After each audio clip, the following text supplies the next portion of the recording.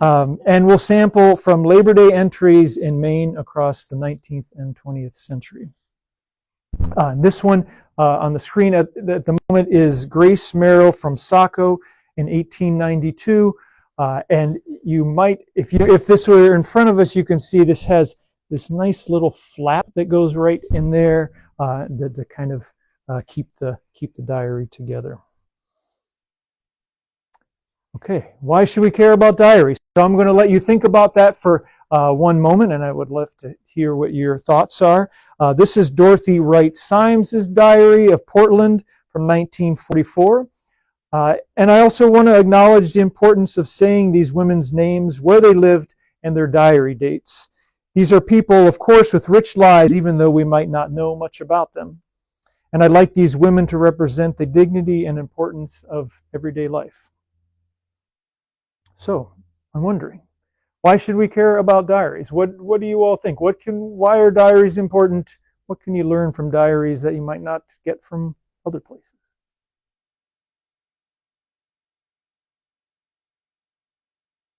Their personal lives on the page, and we have no way to know those personal lives. Yeah. Real story. Yeah, the real story, not somehow crafted for other reasons. Yeah. Like everyday people made it in different. Yeah.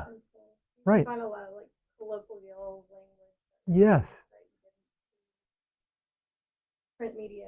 Yes. Yeah. And I think that makes me think it's a good point. That one of the reasons why I like highlighting our diaries is that just because of the way our culture works, like people who are sort of famous or well-known get more attention for that stuff, but their lives aren't any more interesting or important than other people. And like diaries are a way to highlight that. Yeah. Any other thing else when you think about diaries you kind of liked or why they might be important? Yeah. And so how rare. Yeah. Yeah, totally unique perspective. And sometimes a unique perspective if you know that they're trying to be honest with themselves and maybe they're not totally honest with themselves. Like, I know I have certainly been in that position where maybe not. Right. Yes, maybe you do your best. Right. Yes. Yeah.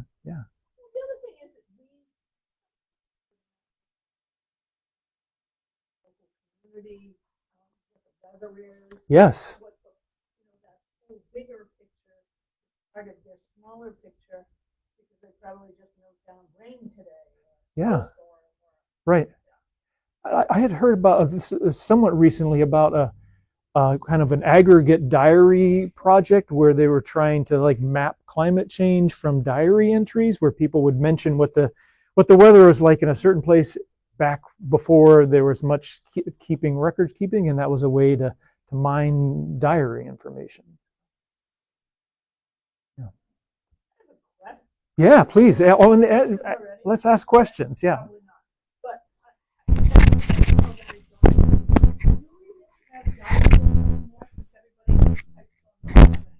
That was my question. Different way you process numbers. That's got a purpose if you're doing it.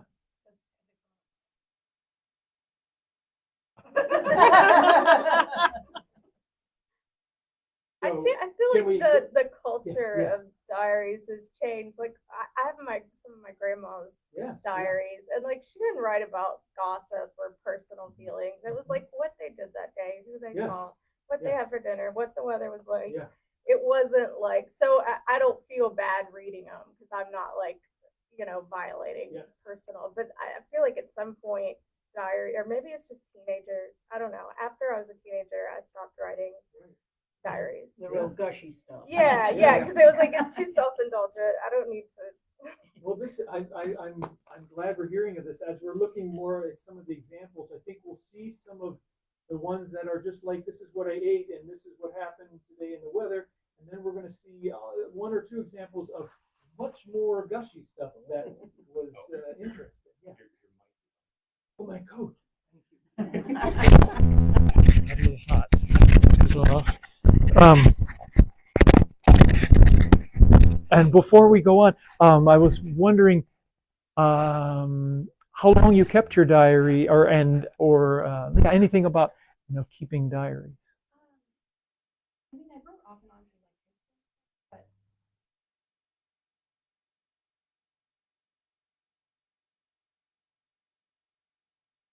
through but I did early stuff and I would fit back and forth with it. I wrote a lot. Yeah. I write a lot now though.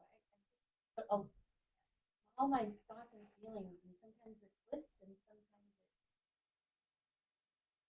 all the things that I'm feeling that day. Yeah. On a stressful day. Yeah. On a good day. Or a bad day. Yeah. There's been a lot of things. So Yes. Yeah. Yeah. Which I'm sure there are a lot of historians that would. Yeah. Right. Yes. If we could get a hold of those and keep them, but I totally understand. I mean, it's a weird thing. Sometimes I think this is an important part. Like, these most of these people that we're going to be talking about today didn't think that their diary is going to end up in a literary archive and people are going to be reading them. That's a whole different thing, right? And maybe you didn't want that to happen, but it often means, like, if you didn't want it to happen and you weren't self-censoring things, an appropriate amount of time has passed, and then that is a very interesting document to look at, because so many writers, we're like self-conscious of things like who's going to read it and how's it going to come off. Is there a difference between diary and journaling? Yeah. Device.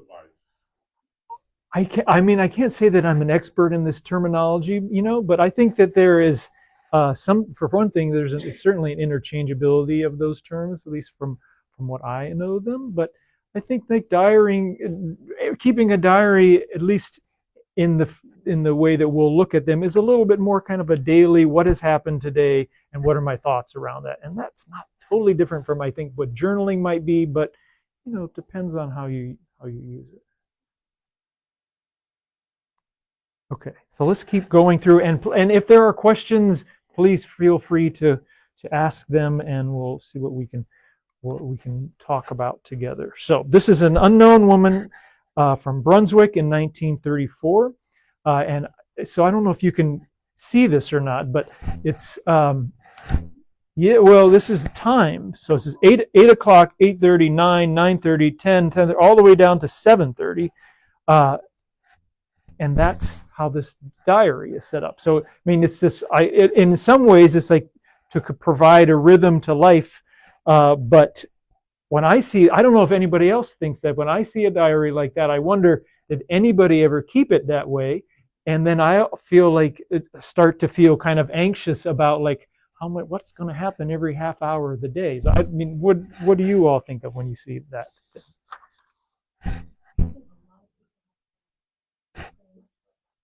Yeah.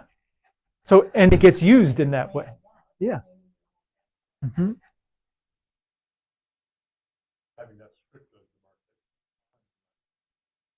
law. Yes. Yeah. Kind of a diary, but happens on board hour by hour. And you want it recorded. Yeah. Right. Mm-hmm. Raises that question as to, the purpose, which you are using entry list. Yeah. Because in that case, those timings are so but other people, it may not be. My mother used to keep a list, and I laughed at her. She kept a list of what she was going to cook for lunch and dinner. Yeah. But it was on something that had times on it. If she had to be on a time to make this happen. Mm-hmm. Okay, so yeah, days strung together, and then of course secrets, and this is from an unknown woman in Brunswick, 1930.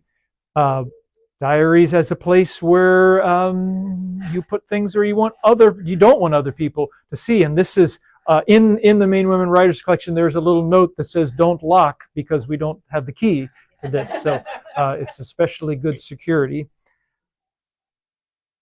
Okay, so then also diaries can be the repositories of all sorts of miscellaneous but important pieces of information. So a lot of the, some of these diaries are functioning at a time where it's not a lot more than just the day's information. So if you see this is a quite detailed multicolor map of the Northeast, and then in the bottom right corner down here is Maine.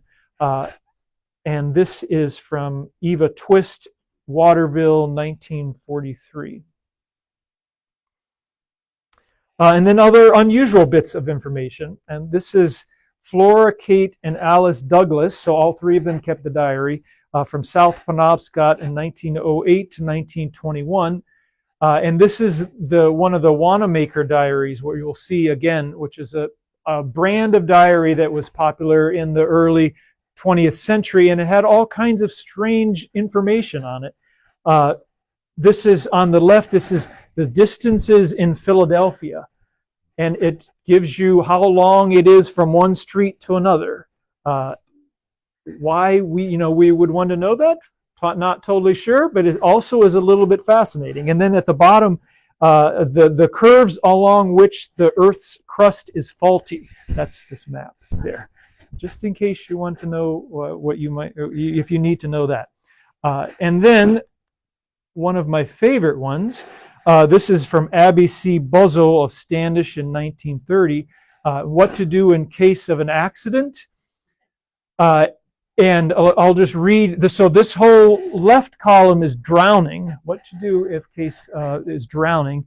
And I'd like, as it keeps going on, after you get through steps 6 or 7, there's don't give up in all caps, exclamation point. People have been saved after hours of patient, vigorous effort. And then it talks about venom in insect stings, fainting, tests of death. I think it's just a little fascinating little thing in the back of a diary here. Yes. Yes. Yes, exactly. Good. That's so that it was like in the back of the diary, Yeah, anybody any thoughts about this? Any comments or yes. Yeah. Don't run. It seems like whoever wrote this had a little bit of a sense of humor. Yeah. Yes. Yeah. Okay. Oh, then also places for the personal eccentricities, such as a desire to keep meticulous track of one's golfing scores with friends. And this is Mary and Martha and Ellen playing lots of golf for a summer. And at one point, Mary gets a star for a particularly well-played game. Now, this is Mary Wallace McKinnon of Topsham from 1931. Okay, so then this is as we were talking about the diaries that, well, I think it's true that most diaries are a little bit not necessarily boring, but you don't get the juicy tidbits that you kind of wish that there would be, except for Isabella Hofstede's diaries, and you do get some pretty juicy tidbits from Waldoboro, 1860s to the 1900s. Let's see. So I'll talk a little. So this is an entry, 1884. So I'm just going to read it. I'll give you a little bit of a sense of what it says. A whole week and my journal has received no attention. Wednesday morning, I went to the village to get some work done, stopped overnight. As I was considerably out of something when I went, I did not enjoy my trip much. However, I have felt better since my return, yet have but little heart for study. The thought that I ought to be at work presents itself very forcibly, so much so as it, or as to, as something unfit me for work mentally. And then she goes on, it's a little hard to read at this point, but she goes on to say how difficult her life is at the moment and how bad she feels about how she's not studying, or how she's not living the way that she wants to. And it's the kind of thing where you read it and you have a sense of this, like this person is spent a lot of time on it and is also struggling pretty significantly in her life. And maybe because of that, it's this manuscript attracted two different poets came to the Maine Women Writers Collection and used this diary to create poems based off of the Hofstad's diaries. And then this is a statement from Dawn Potter, who is a poet. She created a manuscript based off of the Hofstad's diaries, and I'll just read this to you. The poems in this book were inspired by the diaries of Isabella Maria Hofstad, a resident of Waldoboro, Maine. Though her notebooks span the years 1862 to 1908, an era of great national turmoil, they make little mention of exterior events. Rather, they are an intense record of her melancholy, her spiritual struggles, her isolation. My poems do not in any way tell Isabella's actual life story, but they are deeply indebted to her words, her syntax, her self-questioning. At times they quote directly from her entries, though almost always in fragments, erasures, and meldings. More often they borrow her syntax and grammatical style as a framework for my own words.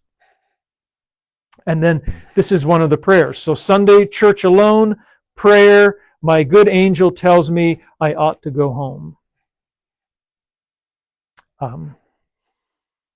So that's one. That's one example from this Hofstad's diary. And then another poet, Beth Allison Jones, wrote another manuscript off of this diary, and I'll just read you this poem because it's too hard to see. I got a copy of it. It's called Providence, 1861, and I think if you listen to it, you can kind of hear the Hofstad's voices that you heard a little bit in the diary. I am at home, a hated presence. I'll start this again. I am at home, a hated presence. Quiet and silent, I must be thankful for food and shelter, not to speak about a thing. Venturing, my mind shoots forward to a hereafter. Providence seems to have placed me here unreconciled at mother's home. I am so unlike what I would like. I seem to myself to be dying, mentally and physically. I must arise from the dead and write, but have used up all the nervous energy I possess. I ought not borrow. I ought not steal another hour. My life seems wasted. My life one great failure. My life feels badly all the time.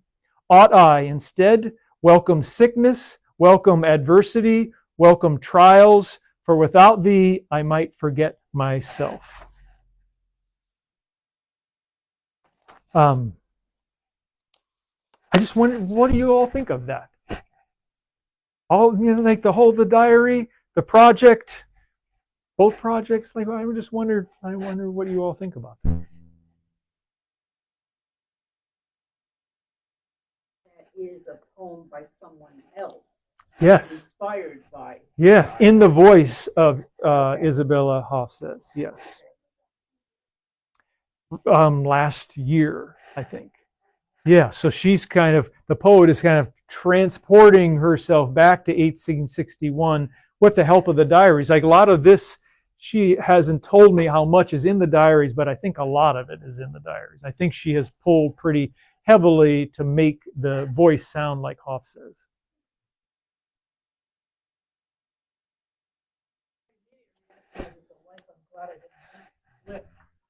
Yeah. Yes. Yeah. You can feel the suffering. That's for sure. Yeah.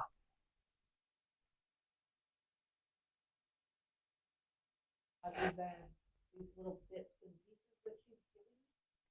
you can kind of trace what's going on in her life. I mean, she was a school teacher, and she lived by herself, lived with her mother, and that's kind of all that happened. You know, she never married. She had some trouble with her family. That's kind of about it.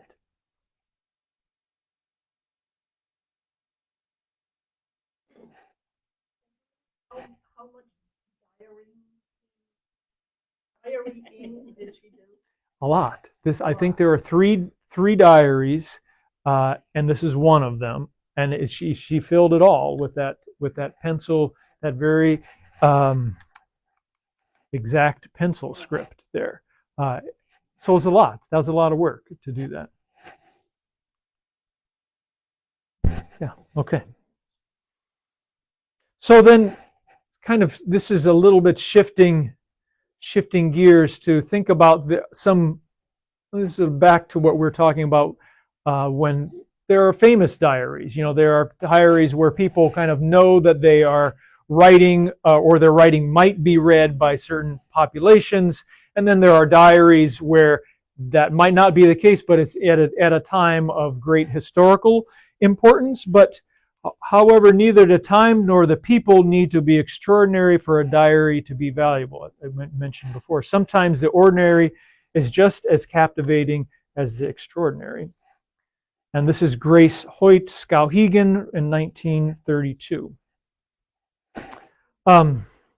So then I want to think about a little bit about how it is to use diaries, some of the challenges of reading them, and as a kind of either someone who researches them or comes across them in whatever way. And this is Agnes Glover, Hartford, Maine, in 1888. So sometimes people are sporadic keepers of diaries. Sometimes the entries are spread out across months without any seeming reason, and leaving a reader to wonder what happened in between them. So if you look at this, it's not really worth blowing up, but she goes from June 23rd to June 30th, and then into sometime in the mid-July. So, you know, not a daily record, just kind of keeping what she wants to keep, but it does make you wonder what happened on the other days. This is E. Mac V. That's all we know of her. Brunswick, 1936. And other diaries are written almost in a shorthand, where the author knows what she is talking about, but nobody else really does. Or there are acronyms scattered across the reading experience, and it makes you feel like you're gazing at a block of Swiss cheese, wondering what went in the holes. This says, after... This is a whole other part of the diary, figuring out the handwriting. After something, SD breakfast in garden, call up McKenna to ask J something to take, yeah,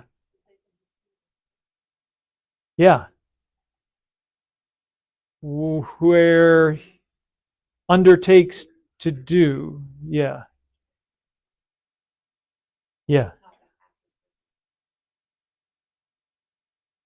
Oh, yeah, right. That's the details we want. Good, yes, yeah. We want the personal details, yes. Right, and so FRJ or whatever that is, yeah, so there's lots of sometimes acronyms that only the writer would know. Or maybe that's, I mean, it's not exactly getting into code, but certainly you can make it more readable depending on who is going to be reading them.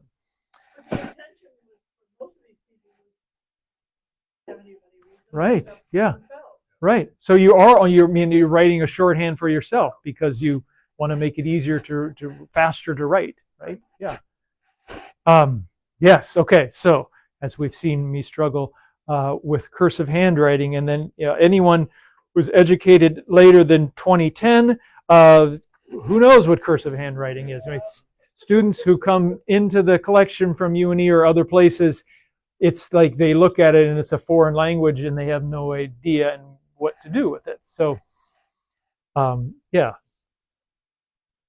And then sometimes, even if you do know what cursive handwriting is, it's totally illegible. Like this is one where there are some scrawl marks, but I have no idea what is being said here, and hardly can attempt.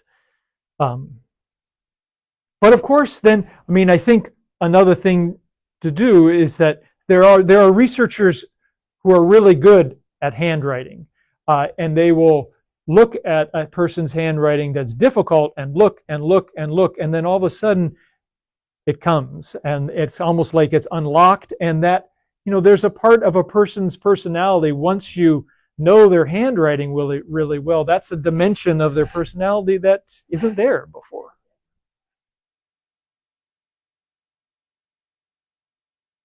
When you're saying that, Jefferson, you know, people with handwriting that is so controlled, well, that's a personality. Yes, right. Other people who are just all over the place and just wild.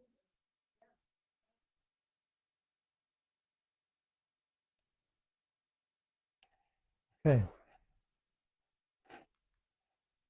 Yeah, so then the next part I wanted to talk a little bit about the diaries, the manuscript volumes collection at the Maine Women Writers Collection. That's what we call our diaries, and then some things that are kind of like diaries. So this is Abby C. Buzzle, Standish, 1933, and we have about, give or take, 100 diaries at the Maine Women Writers Collection, spanning from the 19th, 20th century over the majority of the state. You know, we're always trying to expand different times and geographies, but that's what we have at the moment. The most recent one is this one is Lucy C. Williams from Vinyl Haven in the 1990s. This 1998, I think, is the last one. And our oldest is from the 1860s. I think it might be Isabella Hofstad's, but there are a couple other ones in that range. And working with diaries presents some particular challenges, and some of them are that these diaries are used a lot and opened a lot, and their bindings aren't in very good shape. So this is Effie Mae Gray from Cooper in 1934. And it's, you know, you have to be very gentle as you open up that spine, just in case it might snap.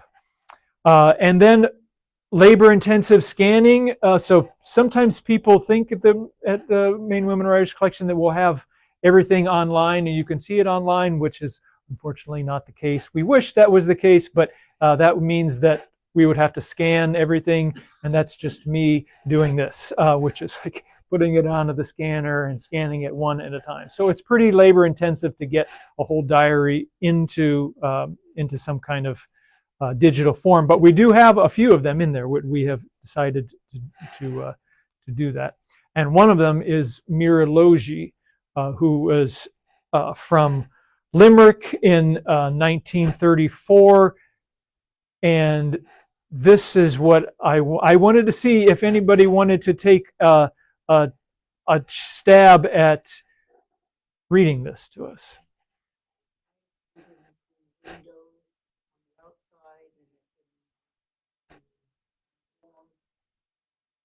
Doing many things. Yep, right. For winter comfort. Yes, winter comfort. Right.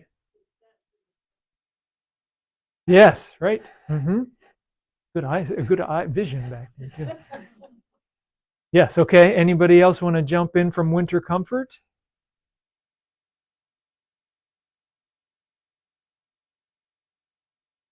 Yeah. Visit. Yep.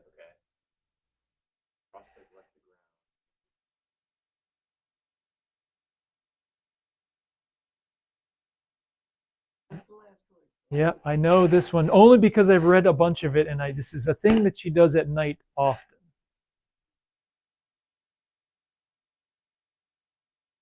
And it has something to do with kind of record keeping. Nope. Banking. She does some banking. Yes. Yeah. Yeah, it definitely looks like a J. And Arthur is her son, who she lives near and he often comes to help her with some small thing, and she feeds him and sometimes brings his daughter. And when he doesn't come, it'll say something like, Arthur did not come, and that's it. And you can tell that there is a little bit of emotion behind that.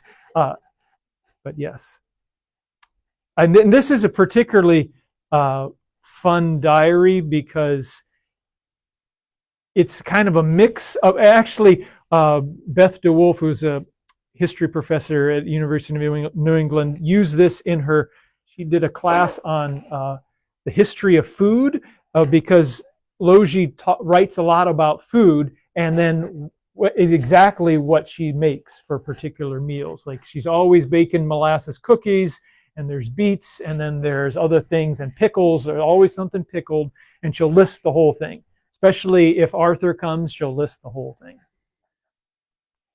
Okay, so that's, yeah, that's. When you were saying about that bee and banking, Yeah. you know, that's when I realized that's how people would probably be deciphering bad handwriting. So there's that clue, and you find, oh, that's how she writes a bee. Yes. And then you apply that bee to other words you don't understand. Right. And other letters. Yeah. Yeah. It's like code breaking. It's like code, yeah. Yeah, and I mean, I think that the researchers who are good at this, like, you know, they like a challenge. They'll go for it to figure out something that is challenging. Yeah, so that's the transcription. And then, okay, so here's another challenge. See if you can do Della made noise. Anybody want to try this one? It's a little bit harder. Mm-hmm.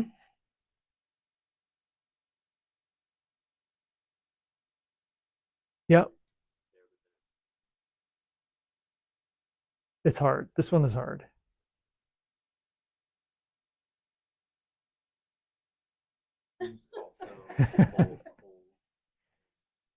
let me yeah, it's a little better.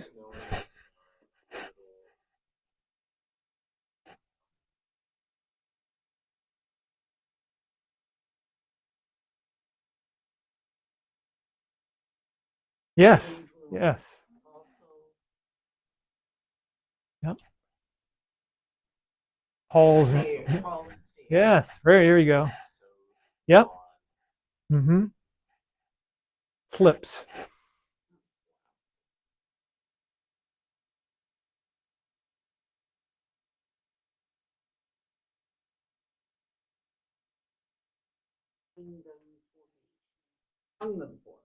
Yes. Yes. Okay. It's very idiosyncratic. So that's the transcription that we came up with. So snowing very little, cleaned up George's, which she abbreviates, and Hal's room, and also halls and stairs, sewed on slips, went down to Gert's. She hung them for me, sewed and had radio, which is one of my favorite phrases, the had radio. So you can take one more look at that. And often she'll end her entries with sewed and had radio in some combination of evening activities. Yeah.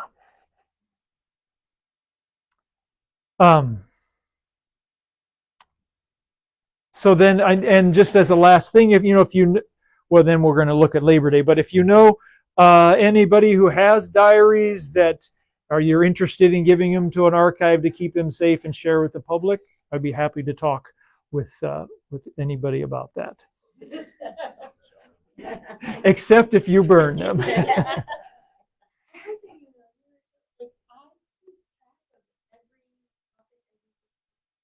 Yeah. Yeah.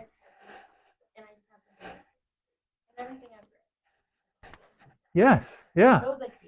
Well, and sometimes those are, I mean, it doesn't necessarily have to be somebody's emotional journeys to be an interesting diary. Like there could be lists of, what you cooked or what you did for the whatever particular day of the children's hour or whatever it might be.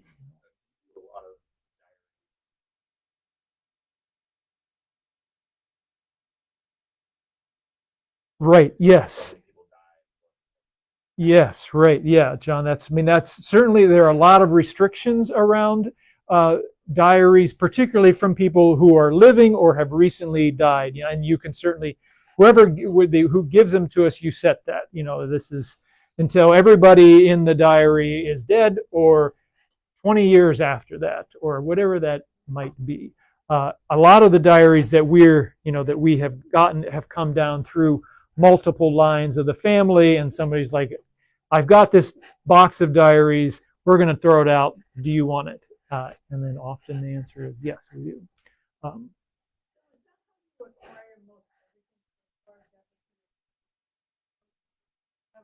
You go looking. Yeah, we go looking sometimes. Yeah. I mean, it's kind of all of the things. Sometimes people approach us. Sometimes we know someone who we've had a relationship with, or even like sometimes it's just a small relationship passes away, and then we contact them, or they contact us. Or sometimes we contact people who are living, and we kind of make arrangements with them. Sometimes dealers approach us to buy. A lot of our things are donations. But sometimes we will buy particular diaries or pieces of ephemera or manuscript material from people. So are most of your diary acquisitions of people whose names we necessarily probably know? yes. Okay. But you do have lots of material in the collective Yeah. that our names we do. Yes. So yeah, and we have some, like Edna St. Vincent Millay is a name you probably know. We have some material from her, not a lot, but she's kind of too famous for us to collect a lot of things, but we have some from her. Sarah Orne Jewett is someone who's well known.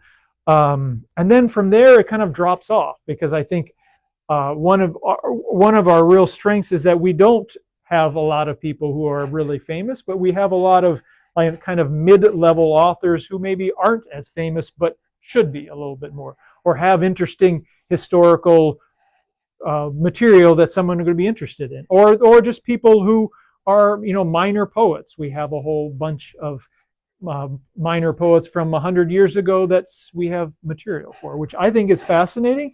But there aren't people who you're going to be like, oh yeah, I know that person. Yeah, yeah. Okay, so I wanted to just take a little look at Labor Day across some of our diaries in the collection. And this first one, Douglas family, South Penobscot, 1908. So this is, again, back to the Wanamaker diary. That's kind of strange diary that has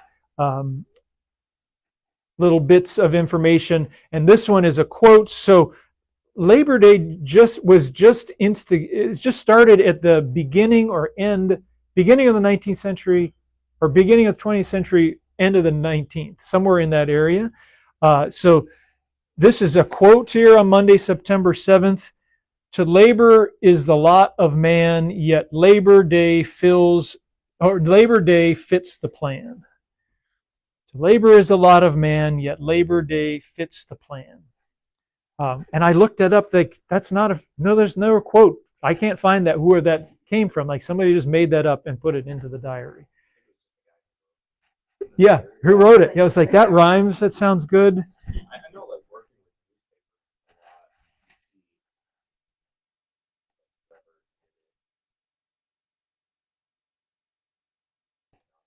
newspapers a lot. Right. Those are kind of like the same kind of. Yes. Yeah. Okay. Next one. Back to Effie Mae Gray, Cooper, 1929. Which is, so look at this one as an interesting, how she uses the page, like writes across the lines. Anybody want to try this one?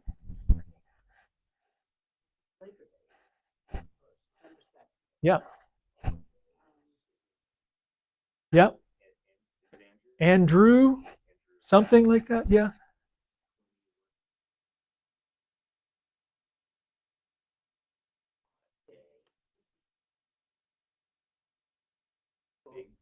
Mm-hmm.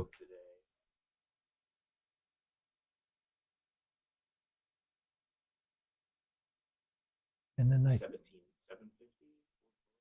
think it's 750. Yeah, right. There is Yeah. Yeah. there is a fire. Yeah. I love that last one. There's a fire somewhere in the woods. Mhm. Quite a gathering of Yes, it really is. Yeah. And Sid, S-Y-D, in Pliny, I don't know how you, P-L-I-N-Y. Yeah. Yeah. And then buying I think it's Big Book or Fig Book. I'm not sure which one it is. But yeah, you makes you wonder what that big book was.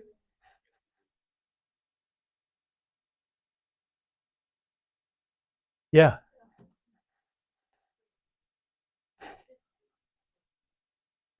Right. Yes. That's what he said. Big book. Like big. Right. Yeah. Yeah. Makes you wonder. Hey. Grace Calver, Portland, 1915. Right at the top, sometimes all you just put down is that it's Labor Day. And that's it. This is an interesting format of Unknown Woman from Baldwin in 1952. And Labor Day here on the 1st. Anybody want to read the morning, afternoon, and evening? Yep. Dark morning. Something cemetery. Yeah. Sewed someone to cemetery. Yeah. Yeah. I like the manageable morning, afternoon, evening.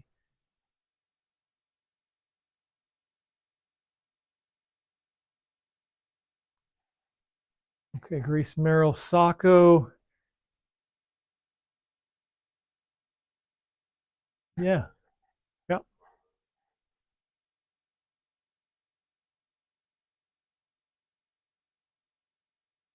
Mm-hmm.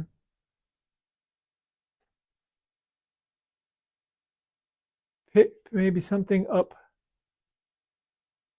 I don't know. 20 cents. Yeah. Treat. Yeah.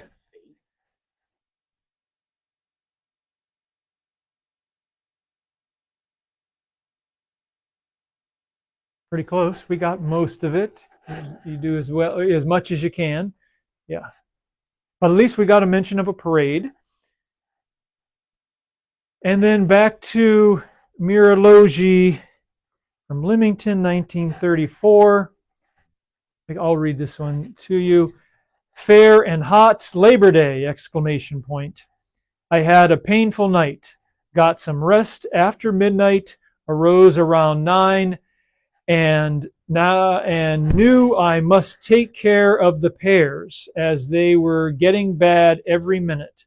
Arthur and Alice Jane came before dinner, and he helped me finish preparing them to cook at 3.5 quarts when done. Arthur L. started for Boston to enter an art school there.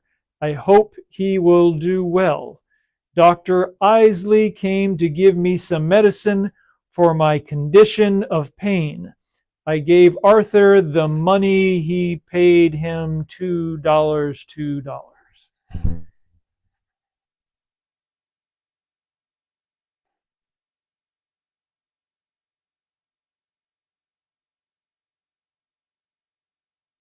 So that's the last of the Labor Day entries, and that's the last of the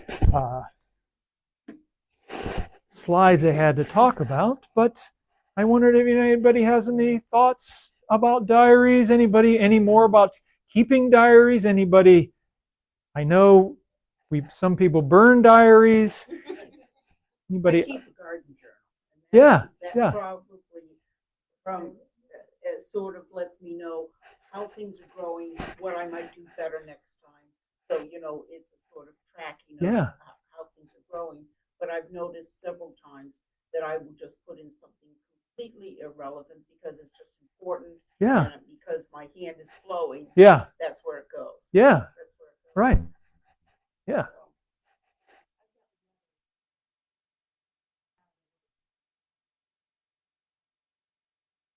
They wrote every day.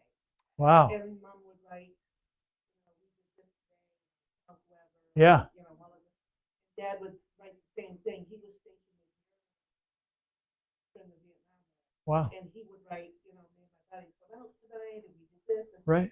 so it was letter writing, but it was also kind of like diary. Yes. Between the two of them, right. So they knew what each other Right. was. And which is very intimate. Like to tell somebody what happened throughout your whole day, it doesn't get much more intimate than that. Pretty cool, like a whole stack. Yeah. Like that. Yeah, that's cool. Right.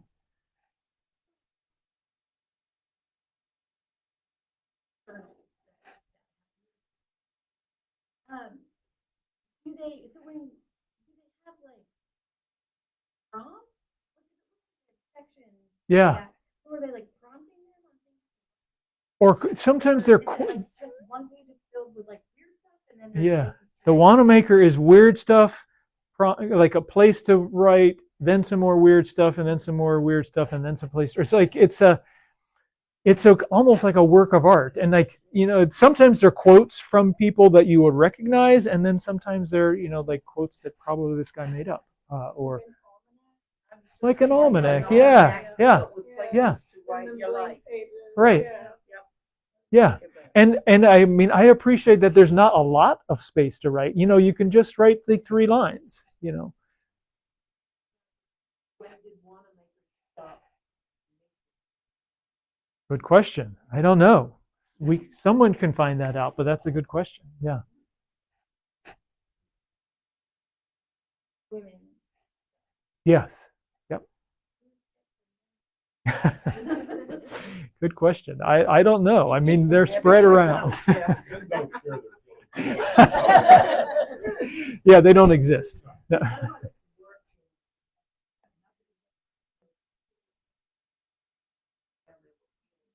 Yeah. You gotta have feelings for stuff. Oh, there. I mean, I think that probably the answer is that there are some of the other special collections around the state have different diaries. But it is interesting what motivates people to write things down. What is most important? Yeah. Like even when you're talking about the garden, like you have a thing that is important to you, helps you, or it just, I find the whole thing kind of fascinating. I mean, I gave up on journals a long time ago. I gave up on them, but I do keep a 5-year journal. So it's like I write about 5 lines every day, or 3 lines every day, I think. And then you can look back at it, which I like. I mean, I just remember when I was young, that little, I think it was blue here, that with a lock. Mm. I had one of those with a lock. Okay, and then I wrote one of those, and then when I realized, oh, my brother stole that, and then it got, oh no, I'm never doing that again. So it's just interesting what motivates you to, It definitely made me rethink it. Last year is when I got my grandma's journal. Oh, wow. They kind of like got divided between all his cousins, but I don't have, my memory is not good as far as childhood stuff that happened. Like I have kind of vague memories, but I didn't remember specific things. So reading my grandma's journals, like I was at her house that summer and I got a bad earache and she had to take me to the doctor and I was like, I forgot about that. And so it became like a gift for me because I'm benefiting from what she did. That's a special it thing. Made me think like maybe I should develop a habit. Right. I mean, that's a great story. I mean, it makes, because you think sometimes you write and people don't ever read what they've written. It's just a way to get it down. Sometimes you go back and read it, and then maybe other people go back. Other family members down the road will go back. So there are lots of potential reasons to keep a journal. No going back and editing the Right. It's all like, most of what historical researchers get is like long-term thoughts, a lot of times looking backwards, whereas like a journal, it's just like what is going on that day. It's Right. all short-term stuff. Yeah. Absolutely no editing. Right. You want to know exactly what was going on. It's like a snapshot of the moment, whereas Right. a lot of the stuff is like back and Yes. a narrative, whereas this is like Mhm. raw. Yeah, Data like the coming difference in. between reading an autobiography. We've had a chance to kind of Mm. decide what we Mm. want to say versus, yeah. And sometimes when there's that Isabella Hofsa's diary is right in the middle of the Civil War, and she never talks about the Civil War. So this thing is happening outside of the diary, but you wouldn't know it from reading it.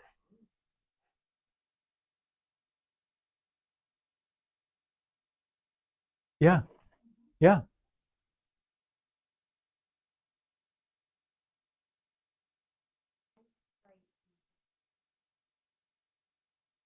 yeah. And I do Mhm. it sometimes in the morning, and I do it sometimes I do it. I Yeah, can go back and do like, okay, I need to do this. yeah, That, right, but that yeah, is like, that's called, yeah, yes, putting it all on the- yeah. And I mean that seems like the real most immediate reason to keep a diary. Like everything else kind of is good on top of it, but that's like the real reason.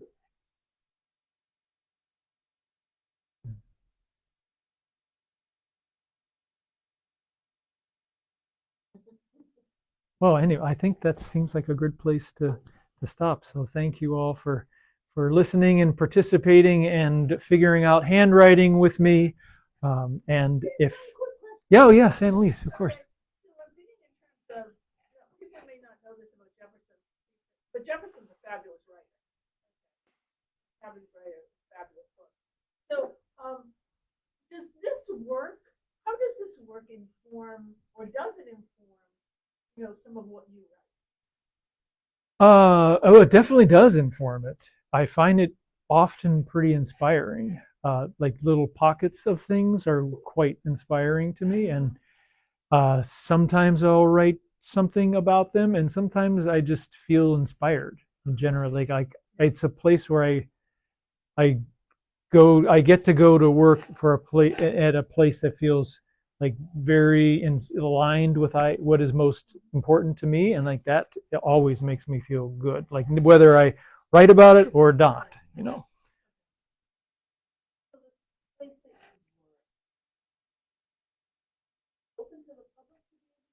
Yes, definitely.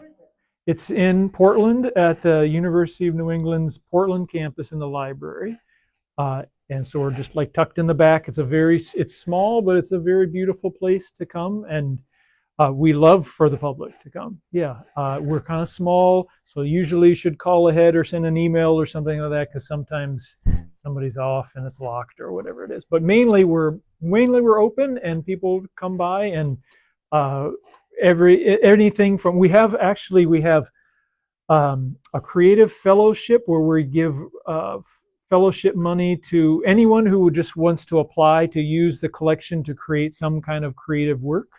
And that can be artists or poets or playwrights or people who just want to like explore a diary project and get into that. So, and then we have these research support grants, which are more geared towards like professional historians and academics who come in. Sometimes they'll spend a week in the collection researching one person and just reading and reading and reading. But most of the time people come in and spend 3 hours and look at a thing and like, I'm going to think about that. And then sometimes they come back.